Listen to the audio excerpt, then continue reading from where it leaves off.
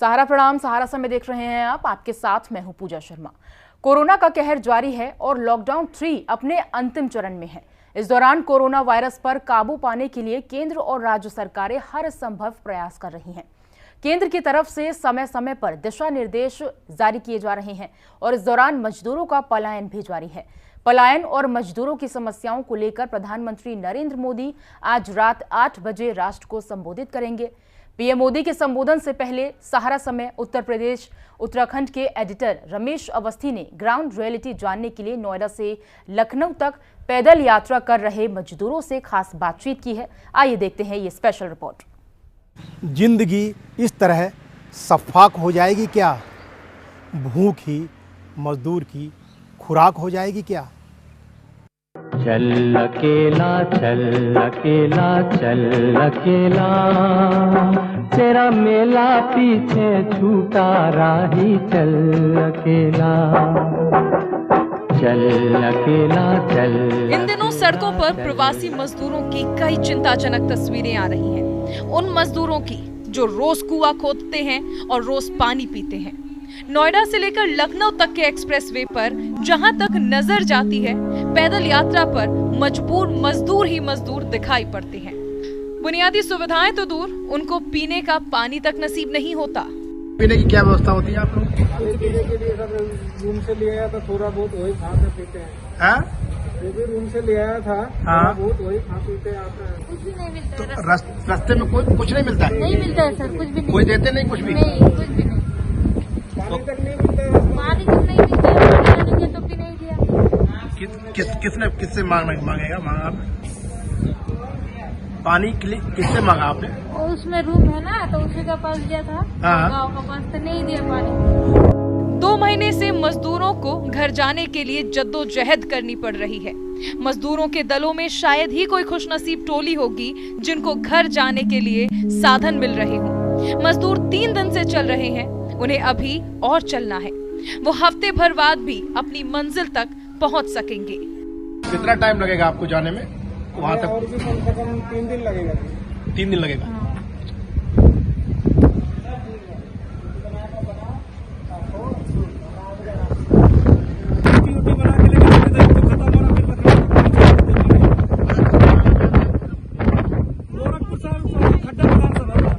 तो करते क्या था वहाँ? तो अभी तक लॉकडाउन में फंसे हुए थे। 1.5 महीना हो गया था। 1.5 महीने बैठे अब नहीं खाने पीने का रहा, तो सोचे घर से पैसे मंगाए 2-3 हजार रुपए। इस दल से मिलिए। ये सभी राजस्थान से अपने गांव की ओर पैदल ही निकल पड़े। कई दिन हो चुके हैं चलते चलते। इनको सुदूर महाराजगंज और आसपास के जिलों तक का सफर तय करना है। जाहिर है कि मंजिल अभी बहुत दूर है। खाना आना की व्यवस्था करनी है। खाना लेके आए। आप लोग कहाँ से आ रहे हैं? पाली जिला से। जी? पाली जिला से, अजमेर से। अजमेर से आ रहे हैं? पाली जिला से और राजस्थान से। राजस्थान से आ रहे हैं? अच्छा, तो कब चले थे वहाँ से? तो भी हम लोग 3 दिन था। 3 दिन हो गया। रास्ते में कोई खाना पीना कुछ मिला कि नहीं मिला आपको? मिला सर, 2 जगह। 2 जगह मिला। तो जब 3 दिन तो हो गया, और जाना कहाँ है? गोरखपुर जिला। है? महाराजगंज जिला। महाराजगंज चला जाना है। तो कब तक पहुँचोगे पैदल चलते हुए? तो क्या करा सर? तो गाड़ी वाले रोक नहीं रहे? क्या बोल रहे हैं गाड़ी वाले? कुछ नहीं बोल रहे सर। स्थानीय स्तर पर कई लोग सामने आ रहे हैं और इन बेबस मजदूरों की मदद कर रहे हैं। उन्होंने बिहार और दूसरे प्रदेशों को जाने वाले लोगों को खाना और कुछ जरूरी सामान दिया। कई लोग ऐसे भी हैं जो 1 हफ्ते से चल रहे हैं और उनको मिलने वाली मदद किसी बड़ी राहत से कम नहीं। खाने में है गट्टा, पीस, नमकीन है, बिस्कुट है। आज कितने लोग निकले होंगे? आज निकले हो करीब 10,000 लोग। 10,000 लोग। तो 10,000 में पैदल कितने हैं? साइकिल से कितने? मोटरसाइकिल से कितने? पैदल होंगे करीब में 1000 खाड़, तो पैदल साइकिल से निकलते हैं। अच्छा, मिला के। और बाकी लोग कोई ट्रक के ऊपर लटका है, कहीं कहीं लटका है, ऐसे निकलते हैं। ज्यादातर लोग कहाँ जाने वाले होते हैं? ज्यादातर जाने बिहार के होते हैं। कहाँ से आ रहे हैं आप लोग? ये लोग तो बिहार जा रहे हैं। आए कहाँ से? आए चढ़ के तो सोनापट्टी। किससे आ रहे थे? पैदल आ रहे थे या पैदल? थोड़ा पैदल सारा पैदल सर के पास उतर रहा, थोड़ा गाँव के। तो कब तक पहुँचोगे बिहार? कितना दिन हुआ चलते हुए? कितना दिन हुआ चलते हुए? लॉकडाउन में हर मजदूर को घर पहुंचने की जल्दी है। सरकार की अपील है कि जो जहां है वहीं रहे, अपनी जगह रहे। लेकिन सच का एक पहलू ये भी है कि इन अपीलों से अनजान मजदूर अपनी मंजिल के लिए जैसे निकले थे उससे बुरी हालत में आगे बढ़ रहे हैं। प्रशासन के स्तर पर भी उनको रोक टोक से ज्यादा मदद पहुंचाने की कोशिश हो तो ये कोरोना काल में एक बहुत बड़ी मानवीय मदद होगी। शायर राहुल भास्करे ने ठीक ही कहा, पसीना डालकर ख्वाबों को उगाता हूँ, ख्वाब पूरे नहीं होते और जाग जाता हूँ। मुझसे भूख भी डर जाती है जब मैं पानी को खाता हूँ। था गरूर तुझे बहुत लंबी होने का, ये सड़क मेरे देश के गरीबों ने तुझे ऐसे ही नाप दिया। रमेश अवस्थी के साथ सहारा न्यूज़ ब्यूरो, नोएडा। तो मजदूरों के दर्द को कविता के सुर में ज्यादा बारीकी से समझा जा सकता है, सुना जाए। किसी लेखक की आज के हालात पर, प्रवासी मजदूरों पर, उनकी मजबूरी पर ये लाइनें ठीक ही बैठती हैं, जिसमें उन्होंने लिखा, जिसमें उन्होंने मजदूरों की मजबूरी का वर्णन करते हुए मजदूर पर लिखा। जो दिन में कमाता हूं वही शाम को खाता हूं, मिट्टी को पहनता हूं, धूप से नहाता हूं, थक जाने के बाद भी थका नहीं बताता हूं, चूल्हे से ज्यादा खुद को जलाता हूं, कोई मेरे पास नहीं आता, भूत नहीं भूख से डरता हूं, मुझसे भूख भी डर जाती है जब मैं पानी को खाता हूं। कल वक्त बदलेगा यही गुनगुनाता हूं, खैर छोड़ो अपनी नज्म सुन, मैं भी कपकपाता हूं, मैं कौन हूं, इंसान नहीं, मैं तो मजदूर कहलाता हूं, मैं तो मजदूर कहलाता हूं। और इस वक्त हमारे साथ फोन लाइन पर मौजूद हैं सहारा समय उत्तर प्रदेश उत्तराखंड के एडिटर श्री रमेश अवस्थी। रमेश जी, आपने इन मजदूरों का जो हाल है वो करीबी से जाना है, इनसे कई सवाल पूछे हैं जो रिपोर्ट हमने देखी है। कितने मजबूर ये मजदूर हैं? देखिए पूजा, अभी आपने जो रिपोर्ट देखी होगी, मैं नोएडा से जब मैं लखनऊ गया तो मैंने भी जो इन लोगों के हालात देखे वो निश्चित रूप से बड़े पीड़ादायक थे। कई मजदूर आ रहे थे, कोई धौलपुर से आ रहा था, कोई नोएडा, कोई गुड़गांव से आ रहा था, पैदल चल रहे थे लोग, को पानी नहीं मिल रहा था। कुछ मजदूरों से हमने बातचीत की, कुछ लोग ट्रकों पे भर के जा रहे थे। तो मैं सबसे बड़ा जो मुझे सोचनी बात लगी, जो मुझे पीड़ादायक बात लगी, वो है कि तमाम ऐसे संगठन हैं, ट्रस्ट हैं, एनजीओज हैं, समाज सेवी लोग हैं, कोई भी ऐसा व्यक्ति मुझे, कोई ऐसी संस्था मुझे नोएडा से लेके लखनऊ तक नहीं दिखी जो इन गरीब मजदूरों के लिए खाना, पानी और तमाम चीजें उपलब्ध कराती। तमाम लोग कोविड-19 में प्रधानमंत्री कोष में, मुख्यमंत्री कोष में फंड दे रहे हैं। तो ऐसे लोगों को चाहिए कि वो लोग इन मजदूरों को ग्राउंड लेवल पर आके इनकी मदद करें, उनको खाना दें, इनको पानी दें, इनकी पीड़ा को सुने। तो ऐसी स्थिति में जब ये पूरा जो नज़ारा था वो निश्चित रूप से काफी विवश नज़ारा था, काफी पीड़ादायक नज़ारा था। महिलाएं थीं, बच्चे थे जो पैदल जा रहे थे और भूख से और पानी को नसीब नहीं हो रहा था। मैंने कई लोगों से बातचीत की तो उन्होंने ये बात स्वीकार की कि कहीं कहीं मुझे पुलिस वालों ने कुछ भोजन दिया है। एक तिरबा की जगह एक स्वयंसेवी संगठन के एक व्यक्ति सिर्फ मुझे मिले जो पानी और खाना मुहैया कराकर, लेकिन जब उन दसियों हजार लोग किसी एक रोड पर निकलेंगे, कोई मोटरसाइकिल से जा रहा है, कोई साइकिल से जा रहा है, कोई पैदल जा रहा है, तमाम ऐसे, तो कैसे इसी व्यवस्था की जाए?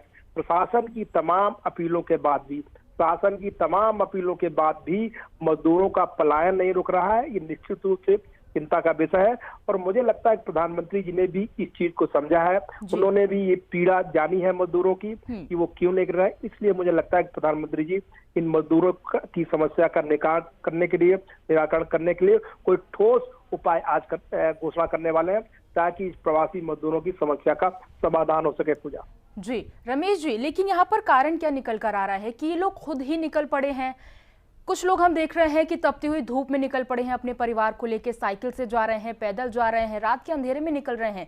इन्होंने बस अपने मन में एक बात ठान ली है कि इन्हें अपने प्रवास लौटना है, अपने गांव लौटना है। हालांकि हर संभव प्रयास हम सरकार का भी देख रहे हैं कि वो रोजाना कितनी ट्रेनें चला रही है, कितने श्रमिक अपने गांव पहुंच रहे हैं। क्या इन लोगों को सरकार पर विश्वास नहीं है? क्यों यहाँ पर विश्वास नहीं दिख पा रहा? क्या कारण है कि ये लोग खुद ही निकल पा रहे हैं? पूजा, जो मैंने बात की, मजदूरों से बात की, तो सबसे पहले तो मजदूरों को लग रहा था कि लॉकडाउन का जो प्रथम चरण है वो खुल जाएगा और वो जहाँ रह रहे हैं वहाँ पे उनको रोजगार मिल जाएगा। जैसे कि दोबारा लॉकडाउन चालू हुआ उसके बाद भी जब नहीं खुला, और सबसे बड़ी बात ये हुई कि जहाँ पर ये लोग काम कर रहे थे, जिन फैक्ट्रीज में काम कर रहे थे, जहाँ ये लोग काम कर रहे थे, उन फैक्ट्री के लोगों ने उनको तनख्वाह देना तो दूर, उनको भोजन देना भी बंद कर दिया। जब उनको भोजन देना भी बंद हो गया तो उनकी मजबूरी आ गई, आखिर में वो कैसे रहे। इससे उन्होंने समझा कि इससे बढ़िया है कि वो किसी भी तरह अपने मंजिल पे पहुंचे, अपने गांव पहुंचे और वहां पे कम से कम रोजी रोटी का उनको सहारा मिलेगा, कम से कम रोटी और रोजी तो मिल ही जाएगी। इसलिए उनको ऐसा लगा कि ये ट्रेन और बस की जो बात सरकार कर रही है, मुझे लगता है कि अभी इसमें देर है। जैसा कि मुंबई की घटना से उनको पता लगा कि ट्रेन की बात हो रही थी और वहां पे ट्रेन नहीं आई और ये सब चीजें एक अफरा तफरी का माहौल रहा, तो मजदूरों को कहीं न कहीं अविश्वास की भावना थी कि वो मंजिल तक नहीं पहुंच सकते हैं। कहीं न कहीं उनको पूरी तरीके से विश्वास नहीं हो पा रहा था, इसलिए उन्होंने सोचा कि अब उनका जाना घर ही बेहतर है, क्योंकि अब जो उनके पास पूंजी थी, जमा पूंजी थी, वो भी वहां पर अपना खाने के रूम में वो खा चुके थे, अब उसके पास पैसा नहीं था। कई मजदूरों ने अपने घर से पैसा मंगवाया, उसकी साइकिल खरीदी और साइकिल पे ही अपने परिवार को लेकर निकल पड़े जी। कई लोग पैदल निकल पड़े, कई ट्रक पे निकल पड़े। तो कहीं न कहीं उनको ये अंदर से ये भरोसा नहीं रहा कि वो आखिर में अपने घर पहुंच पाएंगे, नहीं पहुंच पाएंगे। अगर घर नहीं पहुंचते हैं तो जहां वो रह रहे हैं वहां पे उनके खाने का रोजी तो दूर है, रोटी का भी संकट जब आ गया है तो आखिर में वो कब तक सर्वाइव करेंगे। फैक्ट्री के मालिकों ने साफ कह दिया कि वो उनको खाना नहीं दे सकते, वो उनको अभी नौकरी नहीं रखते हैं, उनका कुछ संकट में है। तो तमाम लोगों ने मजबूरी के तहत और एकदम जब उनको लगा कि अब मुझे घर ही जाना चाहिए, तो उसके तहत उन्होंने रवाना हो गए। और इसी तरह सरकार की तमाम अपील के बाद भी आज बिल्कुल एक्सप्रेस वे हो, चाहे तमाम ऐसे जहाँ संसाधन हो, जहाँ चीजें हो, वो हम लोग घर के लिए रवाना हो गए। आपने इस तरीके की घटनाएं देखी, रेल ट्रैक पे आते हुए लोग मजदूर गए, तो वो एक बड़ी घटना हुई। यहाँ पर भी जिस तरीके से मैं देख रहा था, नजारा देख रहा था, वहां पे मजदूर नहीं रुक रहे थे। ऐसा नहीं, मुख्यमंत्री योगी आदित्यनाथ ने उनकी व्यवस्था भी की है, उनको अपील भी की है कि जहां पर भी वो हैं वहां पे रुक जाएं, हम उनके लिए व्यवस्था कर रहे हैं। लेकिन उनको विश्वास नहीं हो पा रहा, वो रुक नहीं रहे। मैंने देखा कि पुलिस के लोग उनको रोक रहे थे, उनको कह रहे थे कि आप यहीं रुक जाइए, मैं आपके लिए व्यवस्था करा रहा हूँ, लेकिन वो किसी पुलिस वाले की बात नहीं सुन रहे थे और निरंतर भूखे और प्यासे निरंतर चलते जा रहे थे अपनी मंजिल को पाने के लिए। तो पूजा, मुझे लगता है कि अब उनका ये रहा कि अब वो सीधे अपने घर पहुंचे और घर पे जाकर वो अपना रोजी रोटी का जो संकट है वो निवारण करेंगे। भले ही कई मजदूरों से मेरी बात हुई तो उन्होंने कहा कम घर पहुंचे, कम से कम रोजी नहीं तो कम से कम रोटी तो उनको नसीब हो ही जाएगी। इसलिए वो पूरी तरीके से पलायन पर मजबूर हो गए हैं। पूजा जी, एक और चीज रमेश जी, जब शुरुआत में लॉकडाउन की स्थिति पैदा हुई थी तो हमने देखा था कि लोग इसे पालन कर रहे थे, जो सरकार के दिशा निर्देश आ रहे थे उसका पालन किया जा रहा था, लोग सोशल डिस्टेंसिंग का पालन कर रहे थे। लेकिन जब से लॉकडाउन 3.0 आया है, लोग इनके पालन बहुत कम कर रहे हैं। अगर लॉकडाउन 4.0 आता है, क्योंकि लॉकडाउन जो 3 है वो 17 मई तक चलने वाला है, 17 मई के बाद अगर ये लॉकडाउन बढ़ा तो ये स्थिति यही रहने वाली है। रमेश जी, क्या इसमें सुधार आएगा? क्या ये लोग विश्वास जगा पाएंगे सरकार पर? देखिए, ऐसा है कि पूजा जी, सरकार की भी यही चिंता है कि अगर लॉकडाउन आगे बढ़ाते हैं तो जो मजदूर वहां जहां रह रहे हैं वहां पर उनको रोजी रोटी कैसी दी जाए। तो सरकार की प्राथमिकता है कि अब सबसे पहले उन मजदूरों को उनके घर भेजा जाए। क्यों? अगर घर नहीं भेजते हैं तो इस तरीके की घटनाएं, जिस तरीके से ट्रेन हादसे की घटना हुई, जिस तरीके से रोड पे लोग जा रहे हैं, भूखे प्यासे मरने की स्थिति आ गई है, तो सरकार उनको भेजने के लिए पूरी तरीके से तैयार है। लेकिन एक परेशानी जो सोशल डिस्टेंसिंग की बात है, आखिर में जिस तरीके से ट्रेन पे लोग जा रहे हैं उसका सोशल डिस्टेंसिंग कैसे मेंटेन होगा। और आज एक सबसे बड़ी समस्या जो आने वाली है वो ये है कि जो मजदूर गांव में जा रहे हैं, गांव में महाराष्ट्र से लोग जा रहे हैं, तमाम गुजरात से लोग जा रहे हैं, वहां पर कोरोना का उनका कैसे टेस्ट होगा, कहाँ पर उनके लिए सोशल डिस्टेंसिंग की बात की जाएगी, कहाँ पे उनके लिए शिविर बनाए जाएंगे, कहाँ पर उनको क्वारंटाइन किया जाएगा। ऐसी स्थिति में जो आगे आने वाले दिन है, जो आगे आने वाला है 15 दिन से 20 दिन का ये मई का महीना है, तो निश्चित रूप से सरकार के लिए बहुत एक बड़ी चुनौती होने वाली है, आने वाली है। क्योंकि जो लोग ट्रेन से जा रहे हैं वो स्वयं जा रहे हैं या साथ में बीमारी को लेकर जा रहे हैं, ये भी एक बड़ा सवाल है। इसको सरकार कैसे चिन्हित करेगी, कैसे पता करेगी जो लोग ट्रेन पे जा रहे हैं वो कोरोना पीड़ित है कि नहीं है। अगर कोरोना पीड़ित है तो वो कितने लोगों को संक्रमित करेंगे। साथ में जब वो गांव जाएंगे, गांव पे उनके क्वारंटाइन के लिए क्या व्यवस्था की जाएगी, वहां पर वो कैसे सोशल डिस्टेंसिंग को मेंटेन किया जाएगा। और जिस तरीके से मजदूरों का पलायन हो रहा है, वहां पर सोशल डिस्टेंसिंग की बात तो खत्म हो रही है कि ट्रकों पे भर भर के पास लेटे हुए जा रहे हैं। तो सोशल डिस्टेंसिंग का जो फार्मूला सरकार ने दिया था, कम से कम मजदूरों पर अगर बात की जाए तो पूरी तरीके से वो खत्म हो चुका है। लेकिन अब सरकार की मजबूरी है कि वो किस तरह से इस समस्या से समाधान करे। इसी कारण प्रधानमंत्री जी का आज संबोधन होने वाला है, उसमें वो प्रवासी मजदूरों के लिए काफी चिंतित है और मुझे लगता है कि एक बड़ा पैकेज देने की योजना बनाई जा रही है। उत्तर प्रदेश सरकार की बात की जाए, वहां पर भी मुख्यमंत्री जी ने कहा है कि जितने भी मजदूर आएंगे वहां पर गांव में, उनको मनरेगा के तहत रोजगार दिया जाएगा, उनको लघु उद्योग के तहत रोजगार किया जाएगा। किसी भी मजदूर को भूखे नहीं मरने दिया जाएगा। मजदूरों की रोजी रोटी की समस्या का निदान करा जाएगा। क्योंकि अगर मजदूर जितनी बड़ी संख्या में जा रहे हैं तो निश्चित रूप से एक बड़ा संकट आने वाला है, आर्थिक संकट आने वाला है, रोजी रोटी संकट आने वाला।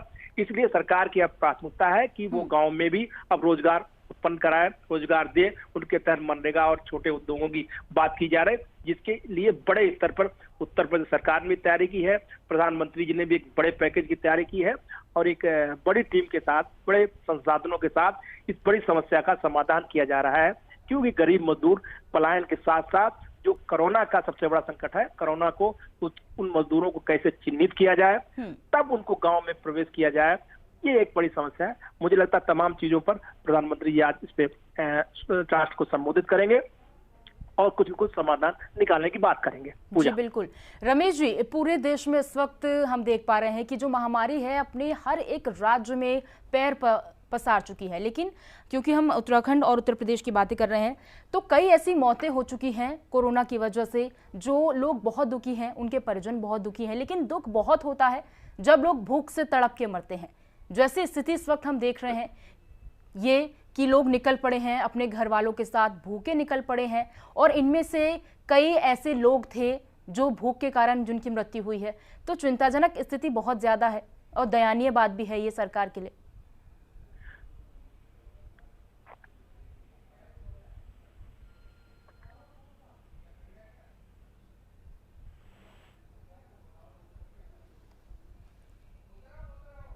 तो हमने इस पूरी रिपोर्ट में आपको दिखाया किस तरह से नोएडा से लेके लखनऊ तक की ये तस्वीरें थी और जो प्रवासी मजदूर हैं वो अपने घर जाने के लिए कितना ज़्यादा मजबूर हैं वो हमने आपको दिखाया। और इस स्पेशल रिपोर्ट में बातचीत की गई उन प्रवासी मजदूरों से जो अपने घर जाने के लिए, अपने गांव जाने के लिए, अपने प्रवास लौटने के लिए इतना ज़्यादा मजदूर हैं। हालांकि कई ऐसे भी लोग जो भूख से तड़प कर मरे हैं। कोरोना की महामारी पूरे देश में इस वक्त हम देख पा रहे हैं कि पैर पसार चुकी है, लेकिन दुख तब होता है जब जो प्रवासी मजदूर हैं वो भूख से मरते हैं, जिन्हें खाना नहीं मिलता, क्योंकि ना वो तपती हुई धूप देख रहे हैं, ना रात का अंधेरा देख रहे हैं, सिर्फ और सिर्फ चले जा रहे हैं। उन्हें नहीं पता कि कितने घंटे लगने वाले हैं, कितने दिन लगने वाले हैं।